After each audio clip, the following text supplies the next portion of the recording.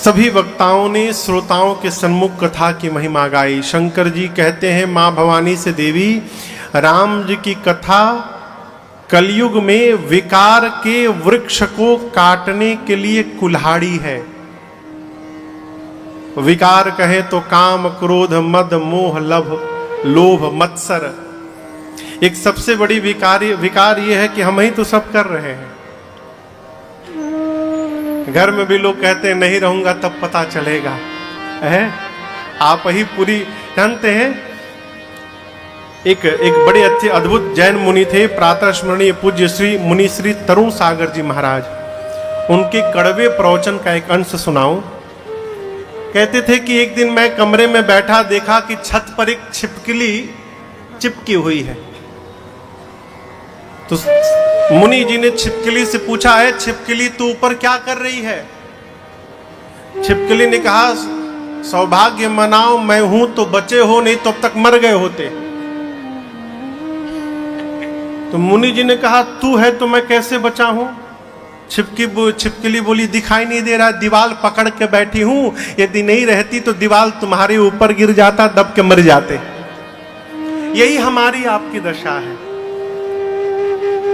हमको लगता है कि हम ही कर रहे हैं, और ये जीवन की सबसे बड़ी बीमारी है।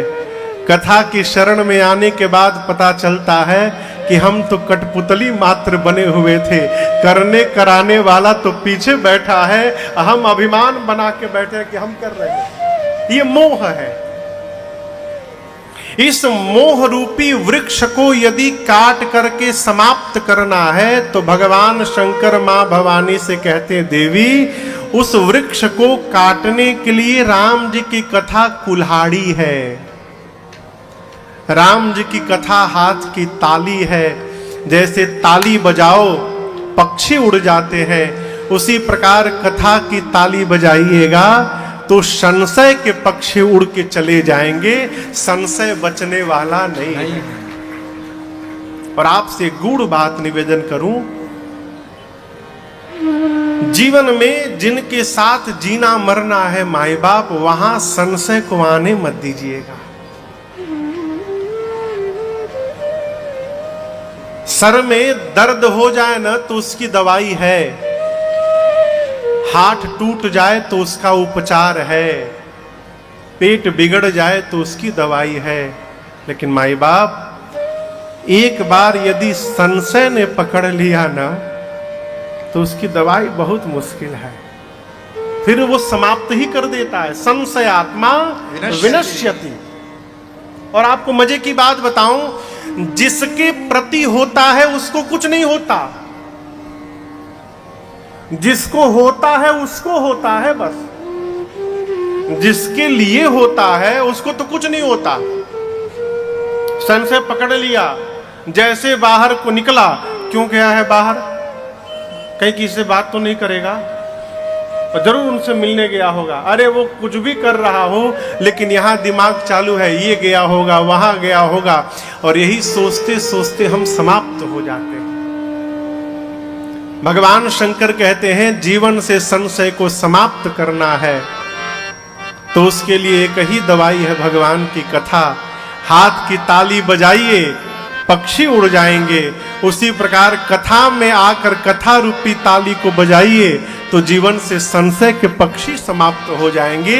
ये शंकर जी ने बात कही है। फिर क्या होता है माई बाप? फिर मन ये स्वीकार कर लेता है कि होई ही सोई जो राम रचिरा। देखिए आपसे एक निवेदन करूं मैं, एक कोट मैंने कहीं पढ़ी थी, वो मैं आपको सुना रहा हूं। ये मेरे मन की उपज नहीं है, उस लायक मैं नहीं हूं कि आपको अपने मन से कुछ सुना पाऊं। मैंने कहीं पढ़ी थी इस बात को। मैं आपसे एक प्रश्न करूं, आप उसका उत्तर देंगे? कहिए, अरे कुछ तो कहिए कि हम ही सब बोलेंगे, देंगे ना? चलिए प्रश्न करता हूं, क्या आपके जीवन में कोई समस्या है?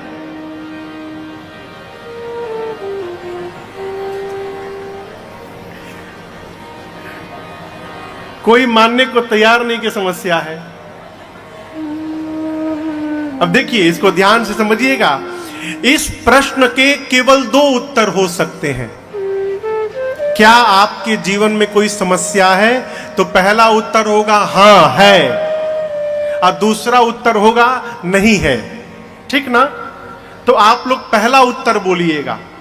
क्या आपके जीवन में कोई समस्या है? है। ठीक। अब दूसरा प्रश्न, क्या जो समस्या आपके पास है उस समस्या का समाधान आपके हाथ में है? इसके भी दो उत्तर, या तो है और दूसरा नहीं है। ये दोनों उत्तर हो सकते हैं। यदि जीवन में कोई समस्या है तो आपके पास उसका सॉल्यूशन भी होगा, समाधान भी होगा, नहीं तो आपके हाथ में कुछ नहीं होगा। दो उत्तर होंगे। फिर से पूछता हूं, क्या आपके पास जो समस्या है उसका समाधान आपके पास है? बोलिए नहीं है। नहीं है तो फिर किस बात की चिंता? अरे जब हम कुछ कर ही नहीं सकते तो क्यों टेंशन लेना हो? जो होगा देखा जाएगा। यदि समस्या का समाधान आपके हमारे हाथ में नहीं है तो सिर फोड़ने से क्या होगा? हो जो होगा देखा जाएगा। आनंद में रहिए। अब दूसरा उत्तर दीजिएगा, क्या समस्या का समाधान आपके हाथ में है? कहिए हां है। कहिए, तो फिर किस बात की चिंता? कहिए, यदि समस्या का समाधान आप कर सकते हैं तो क्यों रोना? और यदि समस्या का समाधान आप नहीं कर सकते तो फिर क्यों रोना? फिर तो जो होगा देखा जाएगा। आदमी सबको मरना है माई बाप, पर वो आदमी रोज मरता है जो ये सोचता है कि अरे कल क्या होगा, कल क्या होगा। अरे कल होगा देखा जाएगा। आज क्यों रो रहे हो उसको लेकर? देखिए, यदि मनुष्य अपने आज को व्यवस्थित कर ले तो उसके आने वाला कल अपने आप व्यवस्थित होता रहेगा, उसे करना नहीं पड़ेगा। यदि आप आज को व्यवस्थित कर लें, आज को ठीक कर लें, तो आने वाला कल तो अपने आप ठीक हो जाएगा। इसलिए इस कोट का एक ही सारांश है, हर स्थिति में जो होगा देखा जाए। मस्त रहो, मस्ती में आग लगे। अरे हम तो हमारी मस्ती में बस झूमते चले हैं। हम तो हमारी मस्ती में बस झूमते चले हैं। हम तो हमारी मस्ती में, हम तो हमारी मस्ती में बस झूमते चले हैं। हम तो हमारी मस्ती में बस झूमते चले हैं। और सिया राम कह दिया है, जय सिया राम कह दिया है। हाँ, सिया राम कह दिया है, सिया राम कह दिया। किसको? जो राह में मिले हैं, सिया राम कह दिया है। जो राह में मिले हैं, हम तो हमारी मस्ती में।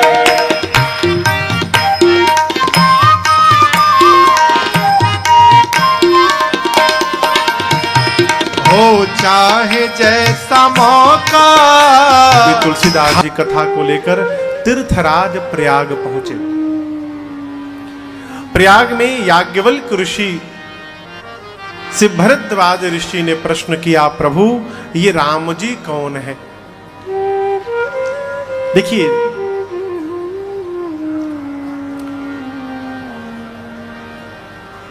हमारे भीतर जो भी चिंतन चलता रहता है वो हमारी बोली से स्वतः प्रकट होता है। कोई भी व्यक्ति यदि 5 मिनट 10 मिनट भाषण दे तो वो कितना भी छिपाने का प्रयास करेगा, उसका चिंतन अपने आप बाहर निकल के चला आएगा। 10 मिनट बहुत है। भक्त जब भी कुछ कहता है तो उसकी वार्ता के केंद्र में भगवान खड़े दिखाई पड़ते हैं, और जब संसार में फंसा जीव कोई बात कहता है तो उसके संबोधन में संसार का विषय प्रधान रूप से दिखाई पड़ता है। याज्ञवल्क्य ऋषि से भरद्वाज जी प्रश्न करते हैं कि प्रभु ये राम जी कौन है?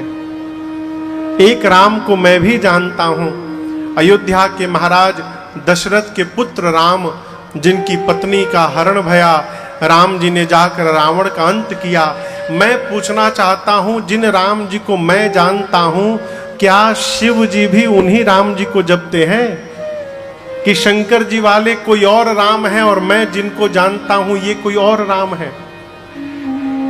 मेरी आपसे प्रार्थना प्रभु, आप इसको ठीक से विस्तार पूर्वक सुनाइए। याज्ञवल्क्य ऋषि मुस्कुराए, कहे मुनिवर, आपकी मैं चिंतन को, आपकी सोच को, आपके भाव को, आपके विचार को मैं ठीक से समझ गया। आप राम जी की गूढ़ कथा सुनना चाहते हैं, इसलिए आप मूढ़ बन के प्रश्न कर रहे हैं। देखिए, जीवन में यदि कुछ प्राप्त करना हो, फिर दूसरी बार कहता हूं आपसे, यदि किसी से कुछ प्राप्त करना हो तो उसके पहले अपने आप को रिक्त मानना पड़ेगा। ज्ञानी के सामने ज्ञानी बन करके बैठिएगा तो खाली हाथ लौटना पड़ेगा, कुछ आने वाला नहीं है। एक कथा मैंने बोध कथा पढ़ी थी। भगवान बुद्ध, तथागत भगवान बुद्ध, आप जानते हैं ना, एक दिन एक सेठ जी पहुंचे भगवान बुद्ध के पास, कहे कि हमको ज्ञान दीजिए। गया का नाम जानते हैं ना, उसका नाम क्या है? बोध गया। वहीं भगवान बुद्ध को बोध हुआ था, तो उसका नाम इसलिए पड़ा कि बोध के बाद भगवान चले गए, तो जिसको बोध हुआ था गया, बोध गया, तो उसका नाम बोध गया पड़ गया। गया। भगवान बुद्ध के पास एक सेठ जी आए, बोले हमको ज्ञान दीजिए। सेठ जी बोले कल आना। कल फिर पहुंचे, ज्ञान दीजिए। भगवान बोले कल आना। ऐसे महीनों चला। एक दिन सेठ जी नाराज हो गए, बोले देना है कि देना नहीं देना है, साफ साफ बताओ, ये क्या रोज कल आना कल आना? तो बोले कल, लेकिन कल तुम मत आना, कल मैं तुम्हारे घर आऊंगा तुमको ज्ञान देने। खीर बना के रखना, पहले खीर खाऊंगा फिर ज्ञान दूंगा। बोले ठीक। अगले दिन भगवान बुद्ध अपने शिष्यों को लेके चले, और जो उनका पात्र था बर्तन, रास्ते में से उस बर्तन में घास फूस मिट्टी कचड़ा भरते गए। पूरा पात्र कचड़े से भर लिए। सेठ के पास गए, बोले पहले खीर लाओ। खीर लेकर आए तो उसी कचड़े से भरे पात्र को आगे बढ़ाकर बोले इसी में दे दो, मैं पहले पालूं फिर ज्ञान दूंगा। सेठ बोले क्या बोलते, इसमें गंदगी भरी है, खाली करिए तब ना दूंगा। बोले नहीं, तुम इसी में दो।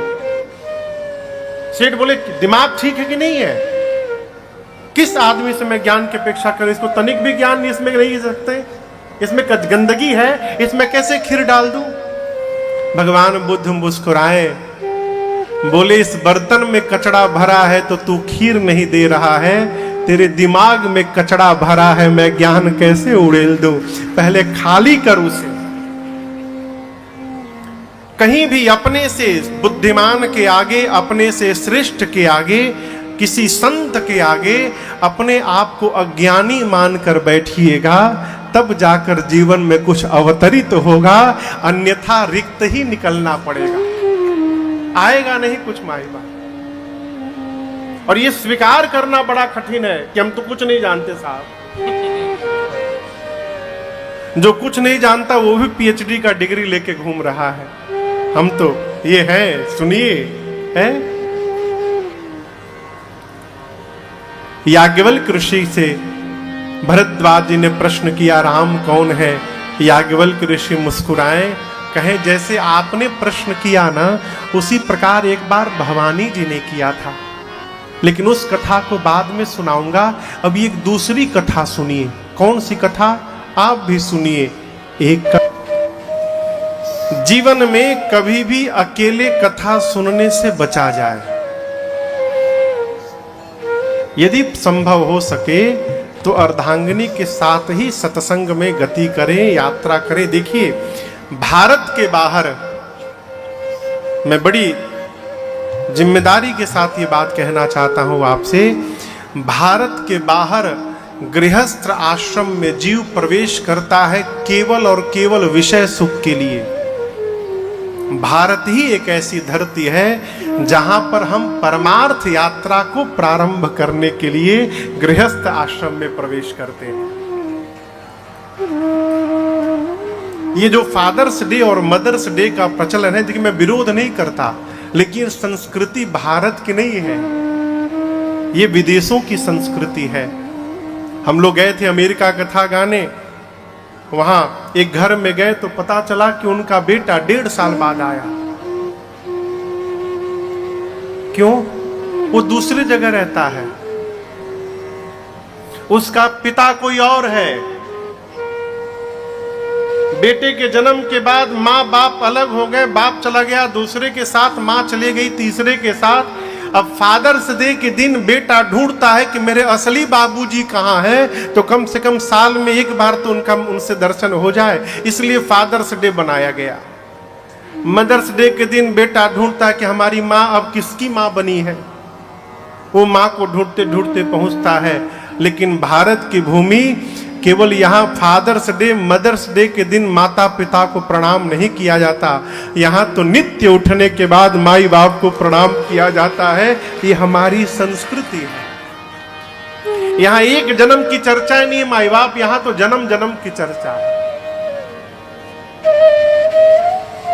इसलिए कथा सुनने जाइए तो हो सके तो अपनी अर्धांगिनी को साथ में लेके जाइए। गृह कार्य जो काम आप बहाना करते हैं, आप निकल के देखिए, आप नहीं भी रहेंगे तो वो काम होगा। यहाँ देखिए, अभी राजस्थान से हमारे बिरला जी कहाँ बैठे हैं? अच्छा, वो नहीं आए हैं, आप अकेले आ गए। यहाँ तो उल्टे हो गया हो। आभा बिरला जी आई हैं राजस्थान टोंक मालपुरा से, बहुत दूर है। बच्चे भी आए हैं। अच्छा, आप ही आई हैं, जय हो। प्रयास करिए। अब आपको एक विनोद की बात बताऊं, पत्नी को अर्धांगिनी कहा जाता है, ठीक ना? क्या पति को भी अर्धांगा कहा जाता है क्या? पत्नी को ही अर्धांगिनी क्यों कहा जाता है? कभी विचार किया इस पर? पति के शरीर का आधा वामांग उसका नहीं है, उसकी अर्धांगिनी का है। शरीर का आधा भाग हमारी श्रीमती जी का है। यदि हम इस शरीर से कोई भी सत्कर्म करेंगे तो उसका 50% अपने आप उधर ट्रांसफर होगा। लेकिन यदि श्रीमती जी कोई सत्कर्म करेंगी तो उसका ढेला भी हमको प्राप्त होने वाला नहीं है। आप यदि अकेले सुनेंगे कथा तो आपका 50% उधर चला जाएगा, वो आए चाहे ना आए।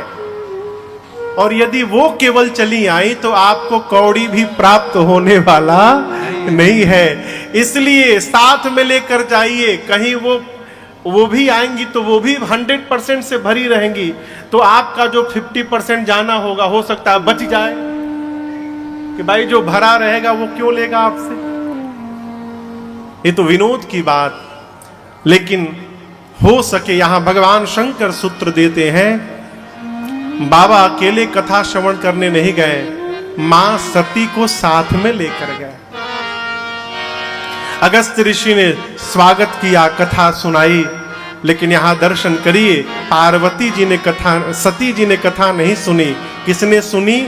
सुनी महेश परमा सुख मानी। केवल भगवान शिव ने कथा श्रवण की। क्यों? जीवन में एक समस्या मैं आपको बताऊं, आजकल एक सबसे बड़ी बीमारी है एक्सरे मशीन की।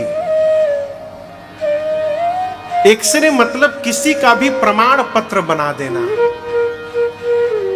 जीवन में किसी दूसरे के प्रमाण पत्र को बनाने से बचा जाए। देखिए मेरी विनती, जीवन में कभी किसी की गारंटी मत लीजिएगा। अरे किसी को तो छोड़िए, अपनी भी गारंटी मत लीजिएगा माई बाप। आज शनिवार है ना, शनिवार के दिन शाम को 5:25 होने वाला है। राजन की मति गति ठीक है, लेकिन कल रविवार को सुबह मेरी मति गति और मेरा व्यवहार ठीक रहेगा, इसका भरोसा नहीं है माई बाप। एक बहुत बड़े साधक भय प्रातस्मरणीय पूज्य पथिक जी महाराज, वो कहते हैं अपने लिए, पथिक तू अक्लमंदी पर विचारों पर न इतराना, विचारों पर न इतराना। क्यों महाराज? कहाँ कब मन बिगड़ जाए, कहाँ कब मन बिगड़ जाए, विचारों का भरोसा क्या। कब मन बिगड़ जाए हो कोई भरोसा नहीं। इसलिए मनुष्य को पूजने से बचिए। जो जीव भाव में अवस्थित है उसको पूजने से बचिए। पूजन करना है, श्रद्धा रखिए, विश्वास रखिए, लेकिन पूजा जीव की मत करिए माई बाप। पूजा करनी है तो जगदीश की पूजा करिए, वही आपको फलीभूत होगा। जीव का क्या भरोसा है, वो कब बिगड़ जाए, कब पथ से भटक जाए, कोई भरोसा नहीं। क्यों कह रहा हूं? प्रमाण पत्र बनाया किसने? मां सती ने। किसका? अगस्त ऋषि का। ये कौन सी कथा सुनाएंगे? जो स्वयं हमारे चरणों में बैठ के पूजा कर रहा है, इनको आता क्या होगा? यदि हमसे अधिक ज्ञानी होते तो हम इनकी पूजा करते। ये हमारी क्यों कर रहे हैं? पहले ही मैया ने प्रमाण पत्र बना लिया हो। कथा भाई शंकर जी तो श्रद्धा से सुनते रहे, लेकिन सती मैया नहीं सुनी। राम जी की भक्ति देकर अगस्त ऋषि को शंकर जी चले ही जिस मार्ग से राम लक्ष्मण जी आ रहे थे, आगे आगे होके चलने लगे। लक्ष्मण जी देखते समझ गए कि नकली भाभी है, मेरी भाभी नहीं है। क्यों? मेरी भाभी जीवन में कभी भैया के आगे आगे नहीं चली हैं, हमेशा पीछे चलती थी। ये आगे चल रही हैं, यानी नकली है। ध्यान से देखा, लक्ष्मण देख उमा कृतवेशा, अरे ये तो सती है। लक्ष्मण जी मौन हो गए। राम जी ने प्रणाम किया, मां अकेले अकेले घूम रही है मां, बाबा कहाँ है?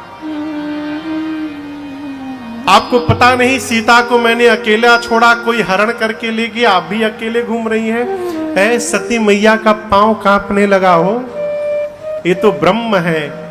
बिना कुछ कहे दौड़ कर गई शिव जी के पास। शंकर भगवान सती मैया को आते देखे मुस्कुराए और कहा, सत्य सत्य बताना भवानी, आपने किस विधि से परीक्षण किया? और यही देखिए मां से भूल हुई। मां से क्या, वो माया ने झूठ कहलवाया। मैया कहती हैं, कछु न परीक्षा लीन गोसाई, कछु न परीक्षा लीन गोसाई, कीन्ह प्रणाम तुम्हारे नाई, कीन्ह प्रणाम तुम्हारे नाई। तब शंकर देखे धरि ध्याना, तब शंकर क्यों धरि ध्याना, सती जुकीन्हा चरित सब जाना, सती जुकीन्हा चरित सब जाना, सती जुकीन्हा चरित सब जाना।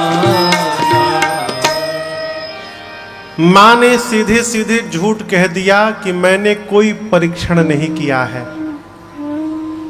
अब यहां एक बड़ी मधुर बात आपसे मैं निवेदन करूं, देखिए जीवन में यात्रा माई बाप कभी भी एक तरफा नहीं चलता। जिसके साथ जीना मरना है उसके भीतर दोष देखना बंद करिए। क्यों? यदि दोष देखने का स्वभाव उत्पन्न हो गया ना तो फिर संबंध समाप्त होने में विलंब लगने वाला। क्यों कह रहा हूं, यहां दर्शन करिए। शंकर जी ने कहा सती सत्य बताना, मां ने झूठ कहा, परीक्षण नहीं किया। शंकर जी समाधि में जाके सब देख लिए, लेकिन इतना होने के बाद भी शंकर जी मां भवसती का अपराध नहीं मानते हैं, दोष नहीं देखते। क्या मान लिए? ये राम जी की माया ने झूठ कहलवाया है, मेरी सती हमसे झूठ नहीं कह सकती है। बहुरी राम मां यही सिरुनावा, प्रेरी सती ही जही झूठ कहावा। दृश्य एक ही है माई बाप, ये हमारी आपकी चेतना पर निर्भर करता है कि हम आप उस दृश्य को किस दृष्टिकोण से देख रहे हैं, ये हमारे चिंतन पर निर्भर करता है। इसलिए दोष देखने से बचा जाए। शंकर जी कहते सती का अपराध नहीं है, वो राम जी की माया ने झूठ कहलवाया। अब समस्या क्या है?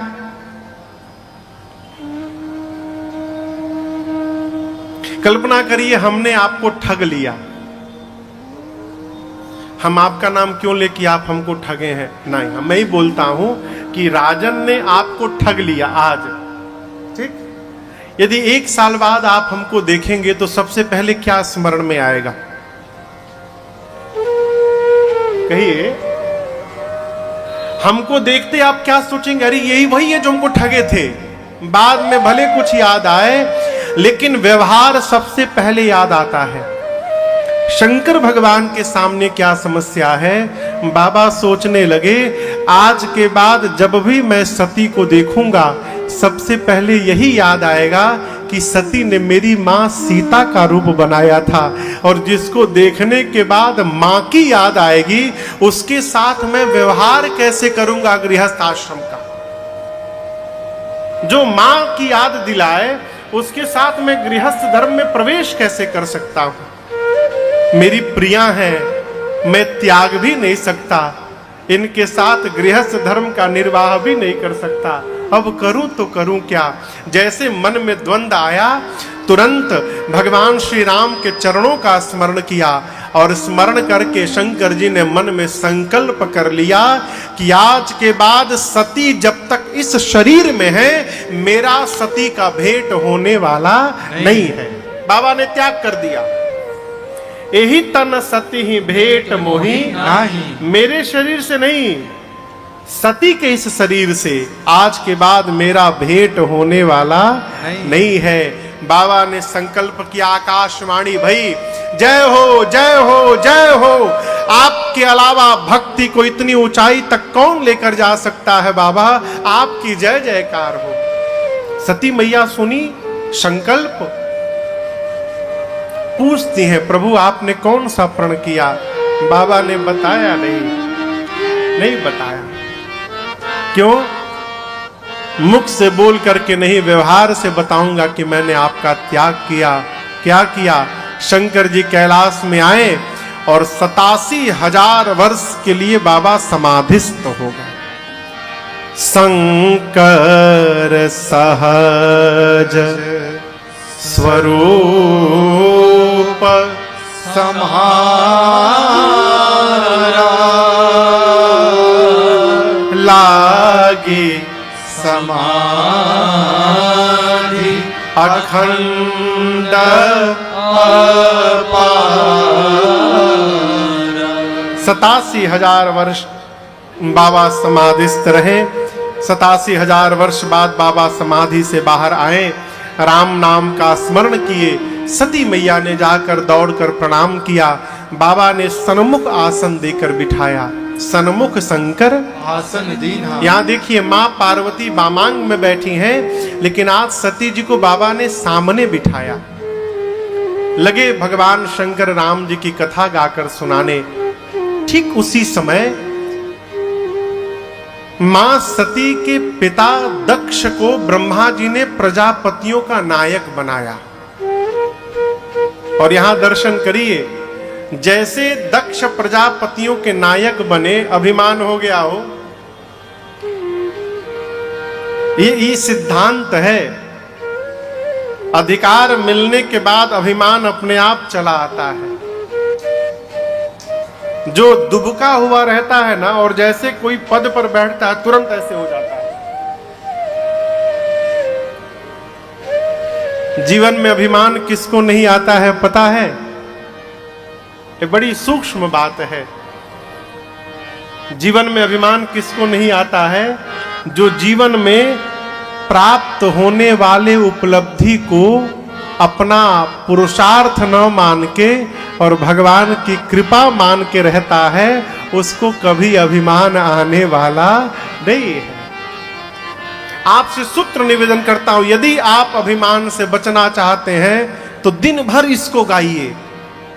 अरे मेरा आपकी कृपा से सब काम हो। शिकार को मारने के लिए राजा ने जैसे बाण चलाया, तो बाण से राजा की ये उंगली कट गई। इतनी उंगली कट के निकल गई।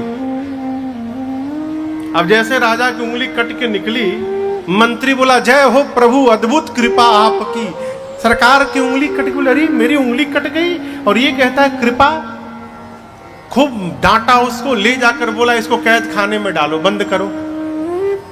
जब कैद खाने में डालने के लिए कहा तो मंत्री फिर बोला प्रभु आपकी बड़ी कृपा, अद्भुत कृपा प्रभु, सब आप ही कर रहे हैं ना, जय हो आपकी।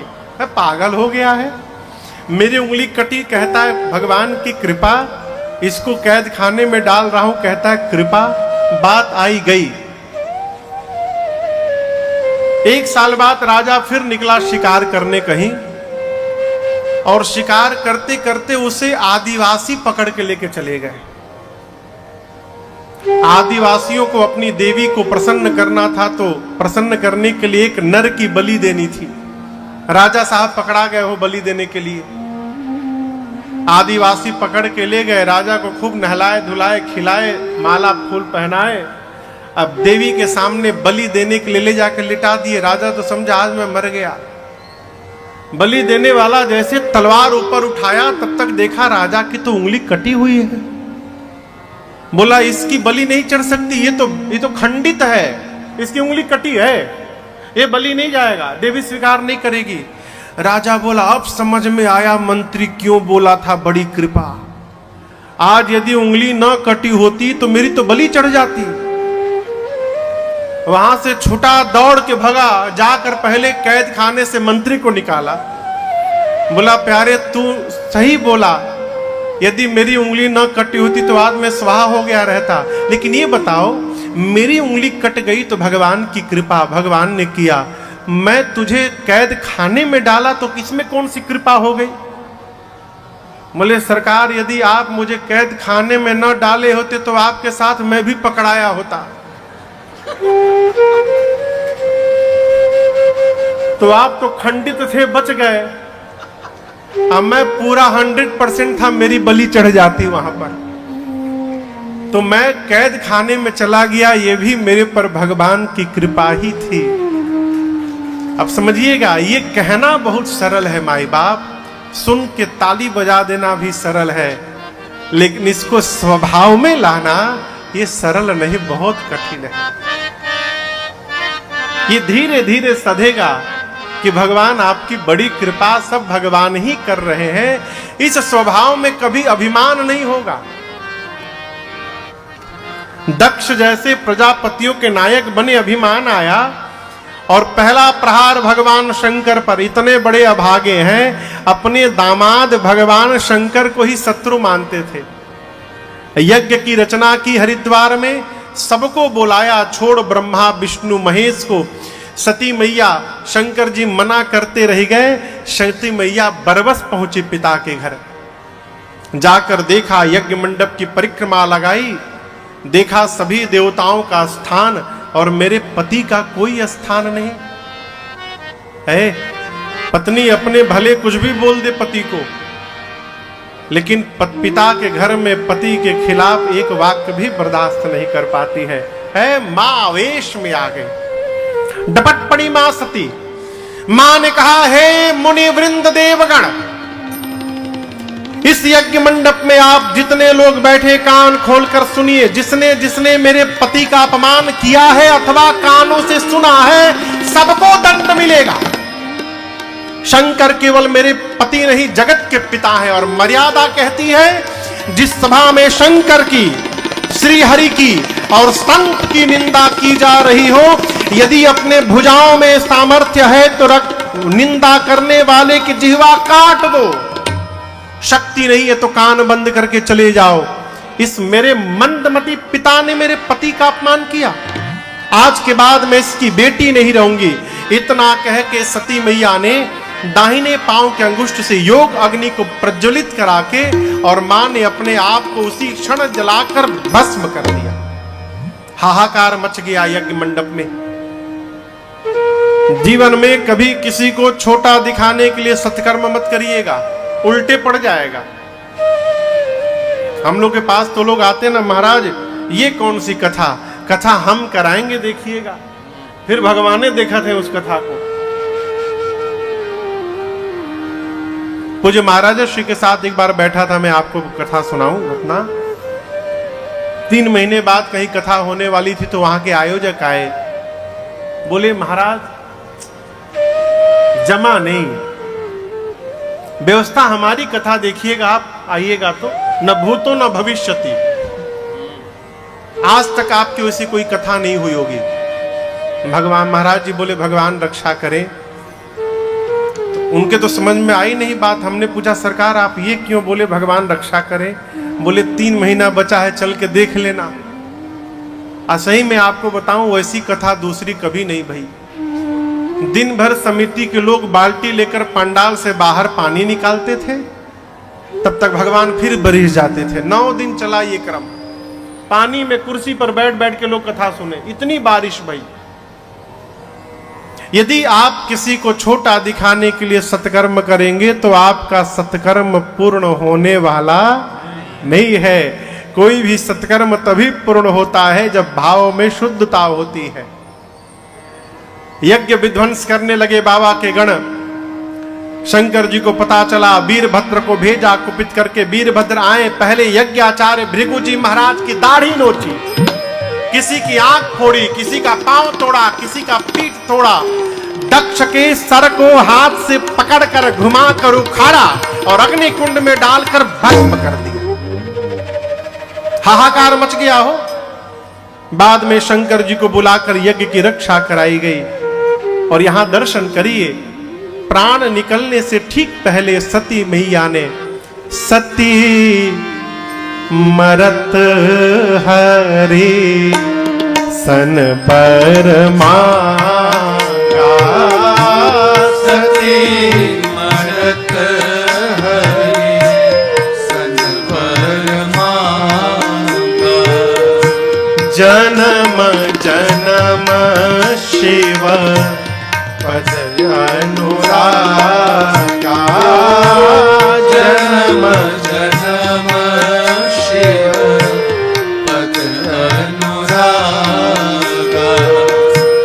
तेहि कारण हिम गिरि गृह जाई, तेहि कारण हिम गिरि गृह जाई, जनमी पार्वती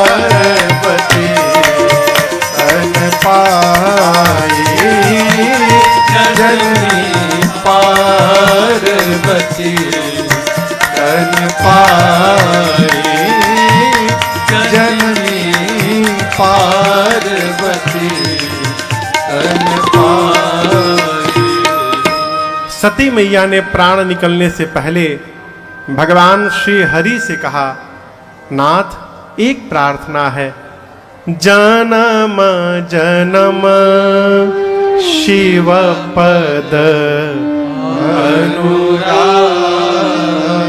अब यहां पर एक प्रश्न उठता है माई बाप कि सती जी ने राम जी से ही, भगवान श्री हरि से ही क्यों वरदान मांगा?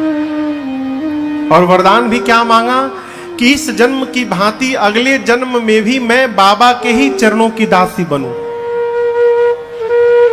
सती जी चाहती तो शंकर जी से भी मांग सकती थी, लेकिन राम जी से क्यों मांगा? यहां कारण समझिएगा। जानती हैं कि सती जी कि शिव जी मेरा त्याग कर चुके हैं, अब वो मुझे स्वीकार करने वाले नहीं है, पहला कारण। दूसरा कारण, सती जी ने राम जी की परीक्षा ली थी, इसलिए अपराध राम जी के प्रति हुआ है।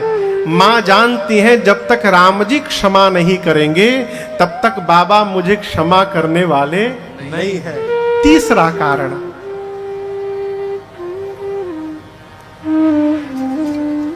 जीवन में, हमारे और आपके जीवन में एक ऐसी सत्ता होनी चाहिए माई बाप, जिसकी आज्ञा का पालन करते समय हमको विचार न करना पड़े। क्षमा करिएगा, जिसके सिर पर कोई आज्ञा देने वाला बैठा है माई बाप, वो धरती का सौभाग्यशाली जीव है। हमको कोई आज्ञा दे रहा है, हमारी गलतियों पर यदि हमको कोई डांटने वाला होना तो हम धरती के सौभाग्यशाली हैं माई बाप। यदि हमारे अपराध पर कोई हमको डांटने वाला नहीं है तो हमको बिगड़ने से कोई रोकने वाला नहीं है, हम समाप्त हो जाए। दुर्भाग्य है कि जब तक कोई डांटने वाला रहता है तब तक उसका मर्म समझ में नहीं आता, और जब सिर से छत समाप्त हो जाता है तब छत के महत्व का पता चलता है। छत था तो हम कितने सुरक्षित थे। मां ने राम जी से क्यों मांगा? क्योंकि राम जी और शंकर जी का एक संबंध नहीं है, तीन संबंध है। सेवक, स्वामी, सखा, सिय पी के। शंकर जी राम जी के सेवक हैं, शंकर जी राम जी के सखा हैं, और शंकर जी राम जी के स्वामी हैं। शंकर जी राम जी की पूजा करते हैं, वहां पर राम जी शंकर जी के स्वामी हैं। राम जी शंकर जी का पूजा करते हैं, वहां पर राम जी के स्वामी शंकर जी हैं, वहां पर शिव जी स्वामी हैं। और जब रावण जैसे आताताई से विश्व को मुक्त करना हो तो दोनों मिलकर मंत्रणा करते हैं, वहां पर राम जी और शंकर जी सखा बन जाते हैं। ये संबंध है भगवान में और शिव जी में, दोनों एक दूसरे को स्वामी मानते हैं। और यही श्रेष्ठतम जीवन है, जो सामने वाले को अपने से बड़ा माने, जो सब में बड़प्पन का दर्शन करे, वो बड़ा आदमी है। शंकर जी राम जी की आज्ञा का पालन करते हैं, अक्षरशः पालन करते हैं, क्योंकि स्वामी मानते हैं। सती जी जानती हैं यदि राम जी कह देंगे ना कि आप अगले जन्म में भी शिव जी के ही चरणों की दासी बनिएगा, तो मेरे प्रभु शिव जी राम जी की आज्ञा को अवहेलना करेंगे नहीं, वो अवश्य मुझे स्वीकार कर लेंगे। इसलिए सती जी ने राम जी से वरदान मांगा, प्रभु जन्म जन्म शिव पद अनुराग। राम जी ने तथास्तु कहा, और इसी वरदान के कारण सती मैया का अगला जन्म हिमांचल महाराज के घर में पार्वती मैया के रूप में भया है। आइए एक बार भाव श्रद्धा के साथ बोलिए पार्वती मैया की जय। नारद जी महाराज पहुंचे हिमांचल जी के घर में। हिमांचल जी ने स्वागत किया है, चरणों को पखारा है, पार्वती जी को बुला के प्रणाम कराया है और कहा कि मुनिवर कहु सुता के दोष गुण। यहां समझिएगा, पहले दोष पूछा। आज यदि आपकी संतान का कोई दोष बताने लगे तो आज के समाज में लोग उसको देखना पसंद नहीं करते। तुम कमी बताने के लिए आए हो? अरे आप तो छोड़िए, आजकल अध्यापक बच्चों को मार नहीं सकते। हमको मास्टर जी पढ़ाने आते थे, रमाकांत मास्टर साहब सवेरे 6 बजे आते थे। 6 बजे हम लोग छोटे छोटे थे, पढ़ाने आते थे, कहते थे नहा कर बैठना। अब सुबह सुबह नहाने 6 बजे तो हम लोग उठ के और बाल भिगा के, चेहरा और आप पोंछ के तौलिया से कंघी करके लगे नहाए हैं, अब बैठते थे। और मारते कैसे थे? पेंसिल लेकर और उंगली के बीच में फंसा के इसको दबा देते थे। नानी याद आ जाती थी हो। लेकिन आज अध्यापक छू भी नहीं सकते हैं। क्यों? माता पिता ही डांटने लगे अध्यापक को। यहां दर्शन करिए, हिमांचल जी ने नारद जी से कहा कि आप पहले दोष बताइए फिर गुण बताइएगा। कहु सुता के दोष गुण मुनिवर हृदय विचारी। आप त्रिकालदर्शी हैं, मेरी कन्या का क्या दोष है वो बताइए। गुण तो गुण है ही, यदि दोष का पता चल जाएगा तो हम उसको भी दूर करने का प्रयास करेंगे, इसलिए दोष बताइए। जो आपकी कमी दिखाए वो आपका सही में आपका वही मित्र है जो आपकी कमी को दर्शाता है। क्यों? यदि कोई कमी नहीं बताएगा, अपनी कमी अपने को नहीं दिखाई पड़ती। अपने चेहरे को देखने के लिए दर्पण चाहिए, उसी प्रकार अपनी कमी को भी देखने के लिए सामने कोई चाहिए जो आपकी कमी बतावे। नारद जी ने पार्वती जी का हाथ लिया, कहा मुनिवर महाराज आपकी बेटी तो समस्त सद्गुणों की खान है, इनका नाम उमा अंबिका भवानी होगा। आपको यश की प्राप्ति होगी। संसार की स्त्रियां आपकी बेटी के नाम का स्मरण करके पातिव्रत धर्म का पालन करेंगी, आपकी कीर्ति बढ़ेगी, इनका सौभाग्य अखंड बना रहेगा। नारद जी सब बढ़िया बढ़िया बताए। हिमांचल जी बोले कोई दोष नहीं है। नारद जी बोले इनमें तो नहीं है, लेकिन इनके जो पति होने वाले हैं उनमें है। कहिए तो वो बतावें। नारद जी शुरू है, अगुण अमाना मातु पितु हेना। अगुण अमान मातु पितु हीना। अगुण अमाना मातु पितु हीना। अगुण अमान मातु पितु हीना। उदासीन सब संशय छीना। उदासीन सब संशय छीना। उदासीन सब संशय छीना। बोले अगुण होगा। नारद जी कहना चाहते हैं कि सत रज तम 3 प्रकार के गुण हैं। आपके बेटी का पति त्रिगुणातीत होगा, यानी गुणों से परे होगा। नारद जी की बात हिमांचल जी समझ गए कि लगता है उसमें कोई गुण नहीं होगा, अगुण यानी बिना गुण का। नारद जी बोले अमान होगा, अर्थात मान सम्मान से परे। देखिए सावन का महीना है, पूरा विश्व हर हर महादेव के रंग में रंगा हुआ है। अभी सभी देवताओं के पूजन की तो विधि भी है, लेकिन बाबा हमारे अद्भुत है हो। देखिए और सभी देवताओं की जो सामग्री है उसमें क्राइसिस हो सकता है, लेकिन बाबा की पूजा में जिन सामग्रियों की आवश्यकता है उसकी कभी क्राइसिस होने वाली नहीं है। क्यों? जो कहीं नहीं चढ़ता सब बाबा पे चढ़ता है। जिसको कोई नहीं पूछता उसको बाबा, अरे कुछ ना मिले पानी लेके चढ़ा दो, बाबा प्रसन्न है, हर हर महादेव। भगवान विष्णु को परोपकार प्रिय है,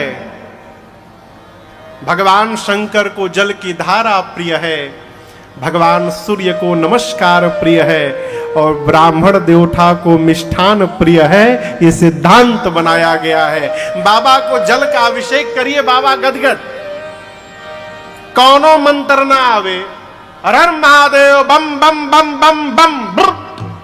बाबा प्रसन्न है वो।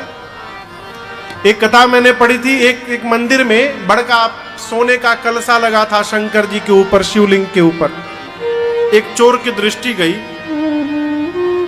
कहा पुजारी जी के टाइमिंग का रेकी किया, किस समय पुजारी जी भोजन करने जाते हैं, मंदिर खाली रहता है। उसको दिखाई पड़ा 45 मिनट का विंडो मिला है मुझे, 45 मिनट में मुझे अपना काम कर लेना है। पुजारी जी गए, भोजन करने घुसा मंदिर में, भीतर गया तो पता चला वो कलसा तो कल्पना से अधिक ऊंचाई पर था। अब उसका हाथे न पहुंचे, इतना बड़ा सोने का कलश। लगा प्रयास करने, इधर टाइम भी निकलते जा रहा है। देखा कि अब तो पुजारी जी पहुंचेंगे, तो कहा आप शंकर जी माफ करिए, कोई उपाय बचा नहीं है हमको, अब देखिए अब क्षमा करिएगा। उनके ऊपर ही पांव रख के खड़ा हो गया, शिवलिंग पर पांव रख के खड़ा भया, कलश उतारा, तब तक पुजारी जी आ गए, चोर चोर। जैसे पुजारी जी चिल्लाए, साक्षात भगवान शंकर प्रकट हो गए हो, डमरू त्रिशूल लेके बाबा प्रकट हो गए। पूजा चोरवा तो थर थर कांपने लगा, हरि राम हम पकड़ा गए चोरी करते। ये पुजारी जी छोड़ो, त्रिशूल लेके आए, भोंक दिए। पुजारी जी दंडवत हो गए, प्रभु दर्शन मिल गए आपका। भगवान बोले आपके लिए नहीं आया हूं, इसके लिए आया हूं। पुजारी जी बोले प्रभु आज तक आपकी इतनी सेवा मैंने की, ये चोरी करने आया, आप इसके लिए चले आए। बाबा बोले आज तक आपने क्या चढ़ाया? दूध चढ़ाया, पानी चढ़ाया, फल चढ़ाया, मिष्ठान चढ़ाया।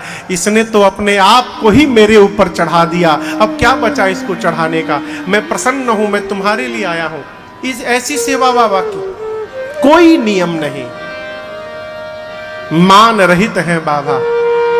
और समझिएगा, समाज में अपमान उसी व्यक्ति का होता है जिसके जीवन में सम्मान की भूख रहती है। जहां सम्मान की कल्पना ही नहीं है, वहां अपमान होने वाला नहीं है। हम गए कि हमको जाने पर माला मिलेगा, अब माला तो मिला ही नहीं हो। अब हम कहे कि हमारा अपमान हो गया। अब कल हम आए तो एयरपोर्ट उतरने के पहले हमारी जहाज 25 मिनट पहले ही पहुंचा दी। भैया लोग को जो टाइम दिया गया था, वो पहुंचने का टाइम दिया गया था, हमारी जहाज पहले ही पहुंच गई 25 मिनट। अब हम एयरपोर्ट पे बैठे हैं, भैया लोग पहुंचे समय से, हम पहले आ गए। अब हम कहे बताओ हमारे पहले आना चाहिए, लोग हम अंदर बैठे हैं। उसी में मजेदार बात वही भैया, राजकुमार भैया, मैं भीतर बैठा था तो मास्क लगा के बैठा था, कोई व्यक्ति चला आया, एयरपोर्ट का ही आदमी कर्मचारी था। बोले एक बार मास्क उतारिएगा। बोले क्या है? उतारिए। हमने उतारे, हम तो आपकी कथा सुनते हैं। अब वो बगल में बैठ के वो जाने का नाम ही न ले। ये भी बैठे थे, मैं भी, वो शुरू हो गया ऐसा है वैसा, मोबाइल में इनको जानते हैं उनको जानते हैं। हमने बिने कहा बिने फोन करो, भैया लोग आ गए होंगे, बाहर चलो। तो फिर हम बाहर आके खड़े हो गए। कथा कहती है माई बाप, जहां भी आप समाज में सम्मान की कल्पना करके गए, यदि आपकी कल्पना के अनुसार व्यवहार नहीं भया, तो हमको लगता है कि सामने वाले ने मेरा अपमान कर दिया। लेकिन वस्तुतः सामने वाले ने अपमान नहीं किया, कल्पना करके हमने अपना अपमान स्वयं किया, हम उसके दोषी हैं। बाबा मान सम्मान से परे अमान। नारद जी बोले मातु पितु ही ना, इनके माता पिता नहीं होंगे। नहीं होंगे मतलब थे नहीं, ऐसा नहीं है। कौन थे किसी को पता ही नहीं है ही नहीं। मातु पितु ही ना, उदासीन रहते हैं, संशय रहित रहते हैं। और महाराज जोगी जटिल अकाम मन, नगन अमंगल अस स्वामी एहि कहाँ मिलही परि हस्त असे। आपके बेटी का पति जोगी होगा, उसकी विशाल जटाएं होंगी, नग्न रहेगा महाराज, अमंगल वेश बना के रहेगा, ऐसा पति आपकी बिटिया को प्राप्त होगा। इनकी हाथ की रेखा बता रही है। और दर्शन करिए, जैसे नारद जी ने लक्षण बताए हैं, हिमांचल मैना रोने लगे, इधर पार्वती मैया भी रोने लगी। हिमांचल मैना रो रहे हैं, इतनी सुंदर बिटिया को ऐसा बावलावर। मैना जी रो रही है, मेरी बेटी का भाग्य फूट गया। पार्वती जी रो रही हैं प्रसन्नता में, मैंने जो जो शंकर जी के बारे में राम जी से कहा, राम जी से जो वरदान मांगा, राम जी ने मुझे वही प्रदान कर दिया। मां प्रसन्नता में रोने लगी। हिमांचल जी ने नारद जी से कहा, मुनिवर कोई उपाय है? आप जो उपाय करेंगे मैं करूंगा, आप दूल्हे को बतलिए। नारद जी ने कहा, हिमांचल जी मैं क्या, सुन मुनि सहिमवंत सुनो, कह मुनि सहिमवंत सुनो, जो विधि लिखा लीला, देव धनुज नर नाग मुनि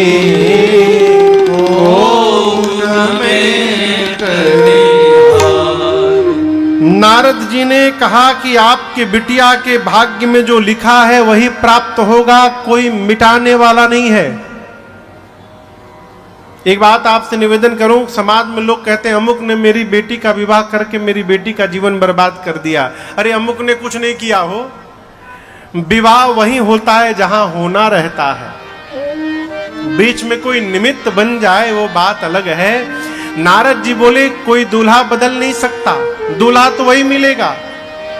और एक बात कहूं, जो जो मैंने लक्षण बताए, मेरे अनुमान से सारे लक्षण भगवान शिव में विद्यमान है। और यदि शिव जी से आपकी बिटिया का विवाह हो गया तो महाराज आपकी बेटी का कल्याण हो जाएगा। हिमांचल जी ने कहा, शंकर जी से मेरी बेटी का विवाह कैसे होगा?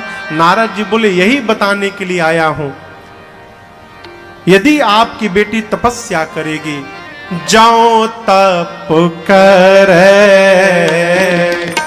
कुमारी तुम्हारी, जाओ तप करे कुमारी तुम्हारी, भावेओ मेटे सकहि त्रिपुरारी, भावेओ मेटे सकहि त्रिपुरारी, यद्यपि पर अनेक जग माही, यद्यपि पर अनेक जग माही, एहि कह शिव सजे दूसर नाही, एहि कह शिव तजे दूसर नाही, एहि कह शिव तजे दूसर नाही। नारद जी ने कहा, यदि आपकी बेटी तपस्या करेंगी तो शिव जी अवश्य प्राप्त होंगे। तपस्या के लिए क्यों कहा? सिद्धांत, जीवन में तपने के बाद कुछ प्राप्त होता है तो उसके मूल का पता रहता है। आराम से मिल जाए ना तो दर्द पता चलने वाला नहीं है। इसलिए आराम से कुछ मिलना भी नहीं चाहिए। माई बात तो थोड़ी कड़वी है, अपनी संतान को भी आराम से कुछ मत दीजिएगा। आराम से मिल जाएगा तो फिर उसका दर्द पता चलने वाला राजेश भैया नहीं है। नारद जी कहते हैं यदि ये तपस्या करेंगी तो शिव जी अवश्य प्राप्त होंगे। इनसे कहिए तपस्या करें। नारद जी बोल के गए, मां तो मां होती है, मैना जी एकांत में हिमांचल जी से कहती है, प्रभु यदि लड़के का कुल, लड़के का खानदान, लड़के का घर, लड़के का द्वार हमारे अनुकूल नहीं हुआ तो मैं शादी नहीं करूंगी। अब हिमांचल जी सोचे, लड़के का न कुल, उसके माइये बाप का पता नहीं तो कुल खानदान का पता कैसे चलेगा। नारद जी बोले थे फक्कड़ बन के रहेगा तो उसका घर द्वार तो है नहीं है। यहाँ माता जी कह रही है घर द्वार सब ठीक ठाक चाहिए।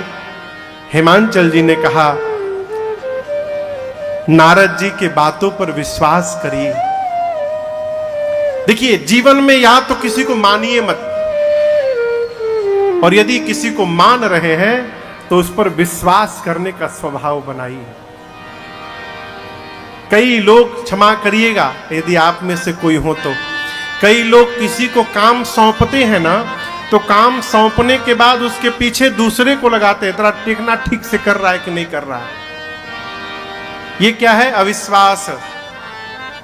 हमारे एक चाचा हैं रायपुर में, वो कहते हैं बाबू यदि रेलवे स्टेशन पर अपना सूटकेस किसी से कह दो कि भाई साहब मैं अभी आ रहा हूं, आप 2 मिनट देखिए, जब अभी आ रहा हूं मैं, और आप जा रहे हैं और पीछे मुड़ मुड़ के देख रहे हैं कहीं लेके भागा तो नहीं, तो जिसके पास छोड़ के आए हैं उसको लगेगा अरे बताओ इसको मेरे पर विश्वास ही नहीं है, मैं खड़ा हूं और मुझे बार बार देख रहा है तो छोड़ के चला जाएगा।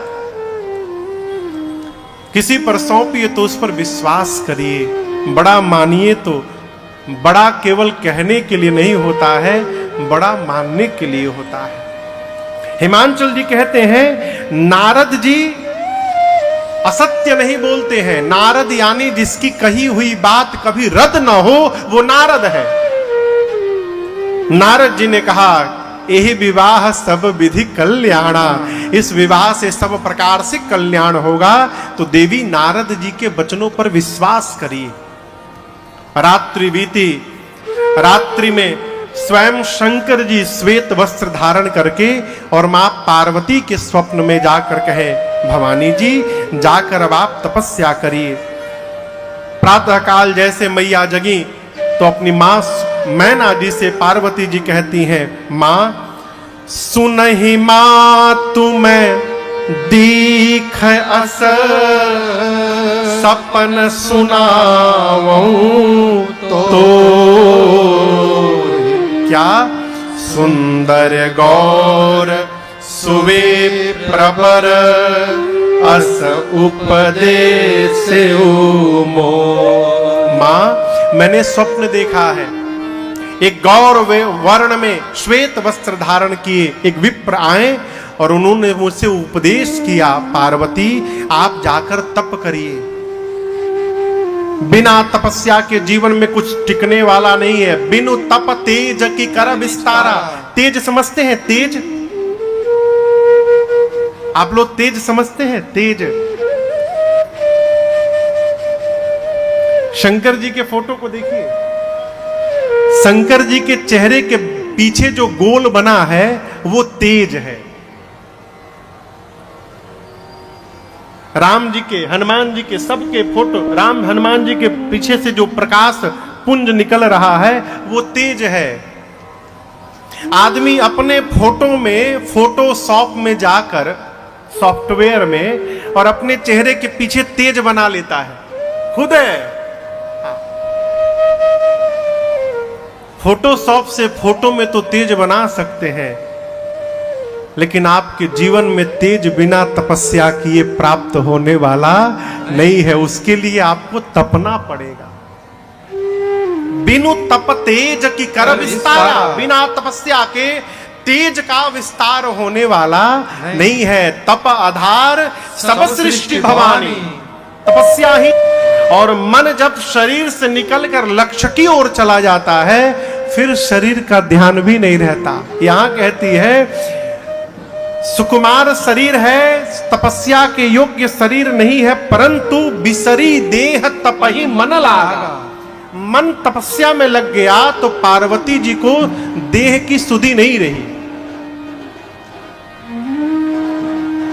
कैसे तपस्या की माने?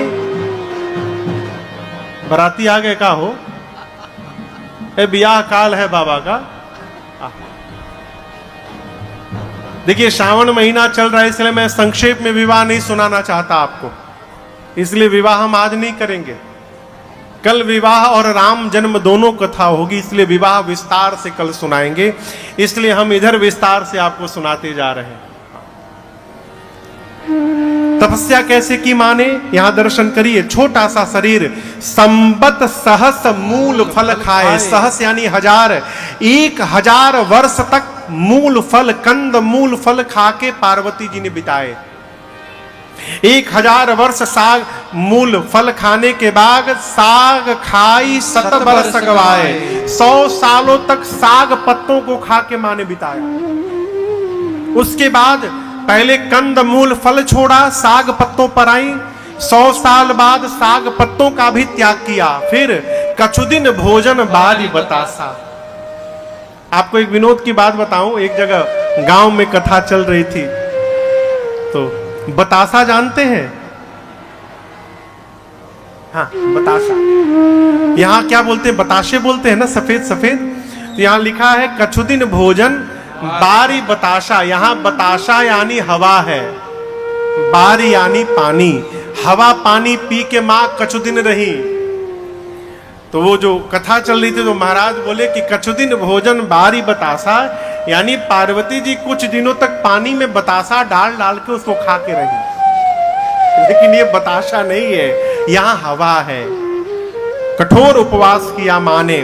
उसके बाद मां को सुनाई पड़ा कि भगवान शिव को बिल्व पत्र बड़ा प्रिय है।